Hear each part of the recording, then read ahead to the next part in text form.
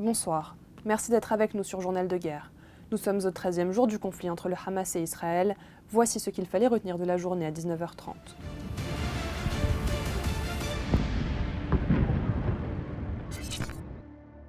Tout d'abord, un point sur la situation à la frontière libano-israélienne.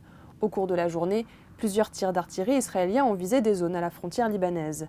L'armée israélienne a également annoncé avoir bombardé Al-Masharb et effectué des raids dans la périphérie de Naoura contre des infrastructures du Hezbollah. Côté Liban, plusieurs missiles ont été tirés en direction du nord d'Israël, dont 30 par le Hamas, notamment vers Jal al-Alam, Zalit et Kiryat. Face aux tensions accrues, Washington et Londres ont appelé jeudi leurs ressortissants à quitter le Liban. Le bilan depuis le début de la guerre continue à s'alourdir. À 19h30, heure de Beyrouth, Israël dénombrait plus de 1400 morts. Côté palestinien, 3785 personnes ont été tuées, dont plusieurs centaines lors du bombardement de l'hôpital Baptiste al-Ahli mardi soir. Face à l'ampleur de la situation, l'OMS a aujourd'hui insisté sur la nécessité que l'aide humanitaire entre dans Gaza tous les jours. De son côté, Israël a reçu une livraison de véhicules blindés en provenance des États-Unis.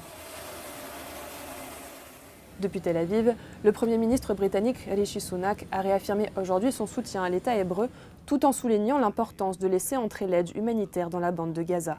De leur côté, le président égyptien Abdel Fattah al-Sisi et le roi Abdallah II de Jordanie ont réclamé aujourd'hui l'arrêt immédiat du conflit, dénonçant le traitement infligé aux civils palestiniens.